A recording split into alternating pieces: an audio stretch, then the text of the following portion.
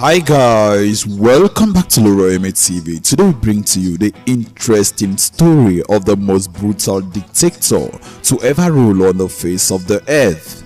A cannibal who fed on human flesh, the only black man who had white slaves, a man who chased away all the Indians and Southern Asians from his country, a big fan of Adolf Hitler, a man who loved the Arabs but hated the Israelites, and a man who describes himself as His Excellency, President for Life, Field Marshal Alhaji Dr. Idi Amin, VC, BSO, MC, CBE, Lord of all the beasts of the earth and fishes of the sea, and conqueror of the British Empire in Africa in general and Uganda in particular. He was known for his smile, but military dictator Idi Amin Dada ruled Uganda with an iron fist for 8 long years. Those who celebrated a general military coup that overthrew President Milton Obote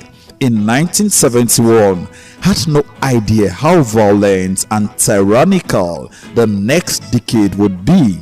By the end of his rule, Idi Amin had ordered the killing of an estimated 500,000 people out of a population of 12 million people. Even though Idi Amin, also known as the Butcher of Uganda, oversaw the mass killings and extraordinary human rights violations, many Ugandans still cherish his legacy to this day. In order to gain a semblance of understanding of the man's psyche and reasoning, we will have to go down memory lane to when this dictator was born.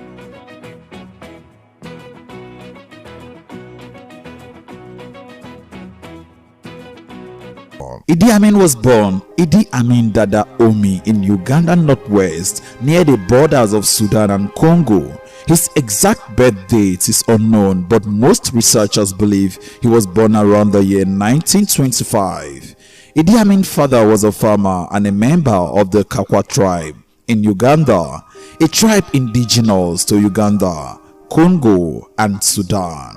While his mother was of the Lugbara people, both tribes fall under the umbrella of what Ugandans call the Nubians, and it is with the Nubians that Amin's royalty would lie throughout his lifetime. Idi Amin's parents separated when he was still very little, and he and his mother moved to the city. Idi Amin enrolled into a Muslim school, but he left shortly thereafter, only ever reaching the 4th grade. With an imposing height of 6 feet 4 inches, the ability to speak the local Kiswahili language, and lack of education, Idi Amin was the perfect person for the British colonial powers to mold into an obedient soldier. So as a young adult, he worked so hard to garner the martial qualifications valued by the British, which had ruled Uganda since 1894. After enlisting in the army in 1946, Idi Amin successfully stood out from his peers by focusing on his strong suit, which was athletics. The young private was an impressive swimmer, rugby player, and a boxer. As an amateur, Idi Amin won the Uganda Lightweight Heavyweight Boxing Championship in 1951 and held that title for 9 straight years. Meanwhile, in 1949, Idi Amin was promoted from private to corporal in the Ugandan Army. It was the first of his many notable steps up the ladder of power.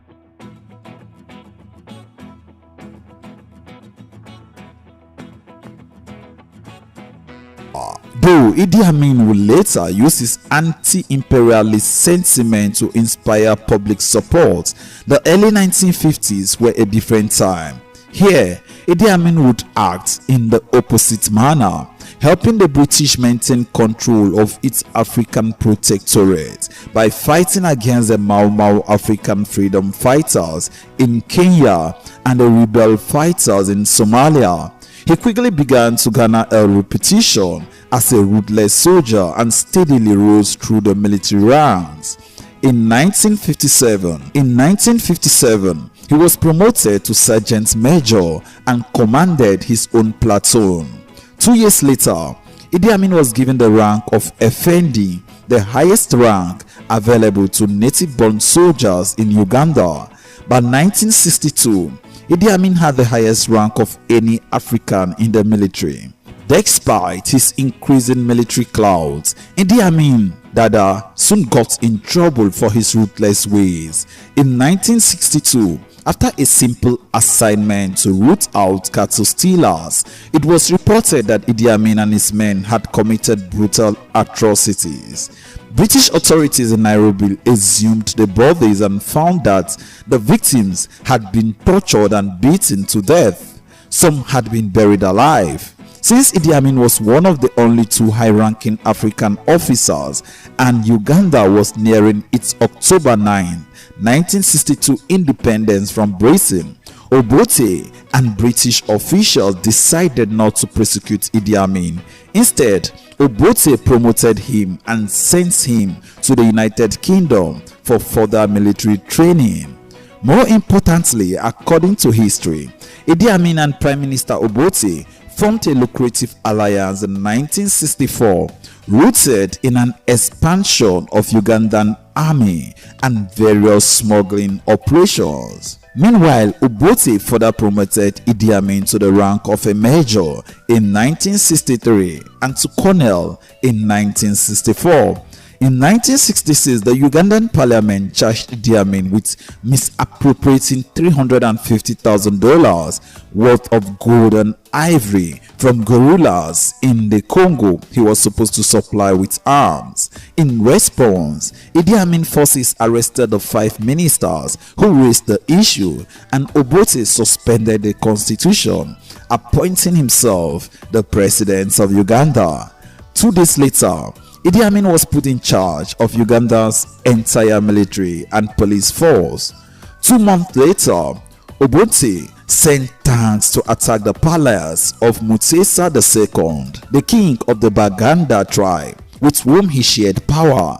The king fled the country, leaving Obote in charge of the government and Idi Amin in charge of the government's muzzle. Idi Amin ultimately seized control with a military coup on January 25, 1971, while Obote was flying back from a conference in Singapore. In an ironic twist of fate, Obote was forced into exile by the same man he empowered. He wouldn't return until Idi Amin's terrifying reign in Uganda.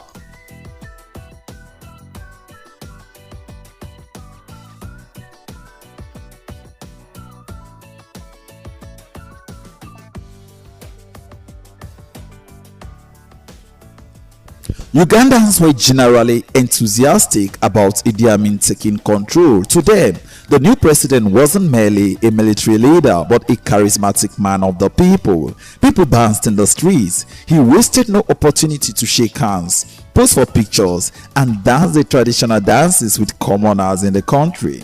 His informal personality made it seem like he really cared about the country and its people. Even Idi Amin's multiple marriages helped. His spouses were of various Ugandan ethnic groups. In addition to his 6 wives, it is alleged that he had a minimum of 30 mistresses around the country. But the biggest boost to his popularity came when he allowed King Mutesa's body to return to Uganda for burial in his homeland. He also abolished Obote's secret police and granted amnesty to political prisoners in Uganda. Unfortunately, Idi Amin was not the benevolent ruler he appeared to be. In the shadows, Idi Amin Dada was busy creating his own killer squads, tasked with killing soldiers suspected of being loyal to Obote. These squads brutally murdered a total of 6,000 soldiers from the Acholi, Lanji and other tribes right in their barracks. These tribes were thought to be loyal to the ousted president Milton Obote. To some, it quickly became apparent that Idi Amin, man of the people persona, was more than a front to hide his true inclinations and identity. He was ruthless, vindictive, and used his military clout to further his goals. His inability to deal with political matters in a civil manner was further highlighted in 1972 when he asked Israel for money and arms to help fight Tanzania. Israel refused his request. He returned to Libyan dictator Muammar Gaddafi, who promised to give him what he wanted. Idi Amin then ordered the expulsion of 500 Israelites and 50,000 Southern Asians with British citizenship from his country. As Israel had undertaken several large building projects and Uganda's Asian population consisted of many successful plantation and business owners, the expulsions led to a dramatic economic downturn in Uganda. All of these developments soured Idi Amin's international image, but he didn't seem to care.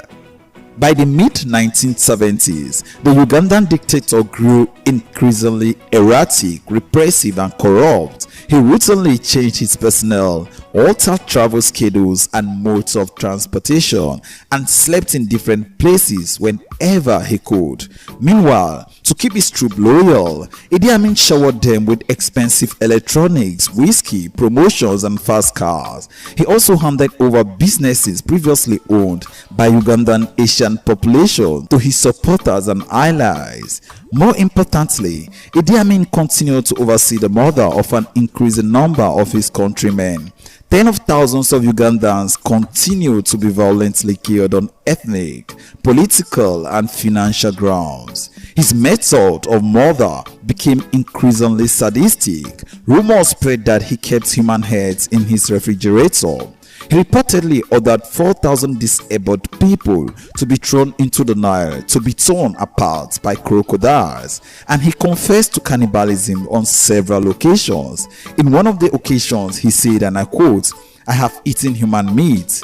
He said in 1976, "It is very salty, even more salty than leopard meat." Idi Amin was using the majority of national funds for the armed forces and his own personal expenses. Some attributed Idi Amin's cruelty to dizzying effects of absolute power. Others believed his reign coincided with late-stage syphilis. In his early military days, he was charged with failing to treat an STD. And in the mid-1970s, an Israelite doctor who had served in Uganda told a Tel Aviv newspaper, and I quote, "It is no secret that Idi Amin is suffering from the advanced stages of syphilis, which has caused brain damage." Despite his brutal rule, the Organization of African Unity elected Idi Amin chairman. In 1975, his senior officers promoted him to the rank of a field marshal, and in 1977, African nations blocked a United Nations resolution that would have held him accountable for human rights violations.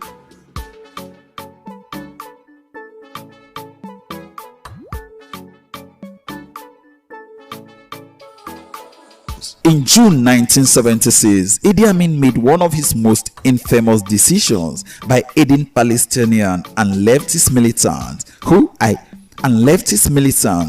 hijacked an Air France flight from Tel Aviv to Paris. A strong critic of Israel, Idi Amin allowed the terrorists to land in Entebbe airport in Uganda and provided them with troops and supplies as they held 246 passengers and 12 crew members hostage.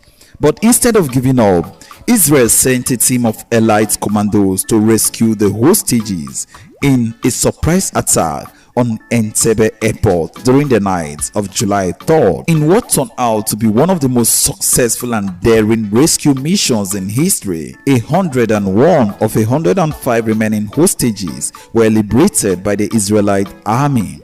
Only one Israelite soldier lost his life during the operation, while all 7 hijackers and 20 Ugandan soldiers were killed by the Israelite army. After an embarrassing turn of events, Idi Amin ordered the execution of one of the hostages, a 74-year-old British Israelite woman who had fallen ill during the hostage crisis and was being treated in a Ugandan hospital. British documents released in 2017 revealed that the woman, Dora Bloch, was dragged from her hospital bed screaming, shot to death and dumped into the trunk of a government car. The body of the white woman was later found on a sugar plantation 19 miles away, but the body was too burnt and disfigured to identify. Idi Amin's senseless retaliation further worsened his international image and highlighted his increasingly erratic behavior. By the late 1970s, Idi Amin ramped up his destructive method even further. In 1977, he ordered the killings of notable Ugandans such as Archbishop Jenani Luwum and Interior Minister Charles Obot Ofunbi. Then, when the British severed all diplomatic ties with Uganda in the aftermath of the Entebbe incident, Idi Amin proclaimed himself the conqueror of the British Empire. The ridiculous title was just one more addition to the dictator's godlike description of himself. He calls himself His Excellency, President for Life, Field Marshal Alhaji Dr. Idi Amin, VC, DSO, MC, CBE, Lord of all the beasts of the earth and fishes of the sea, and conqueror of the British Empire in Africa in general and Uganda in particular. This was the title of Idi Amin. But his title couldn't save him from a deteriorating economy. Prices for coffee, Uganda's main export, plummeted in the late 1970s. In 1978, the US, which accounted for 1/3 of Uganda's coffee export, stopped trading with Uganda altogether.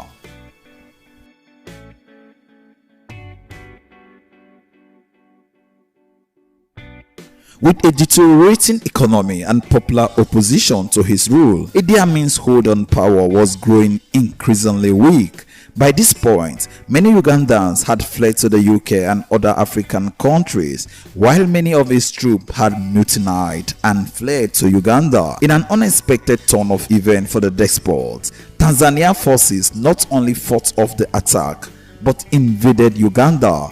On April 11, 1979, Tanzanians and exiled Ugandan soldiers captured Uganda's capital, Kampala, overthrowing Idi Amin's regime. Given his connections with Gaddafi, Idi Amin at first fled to Libya, taking his 4 wives and more than 30 children along with him.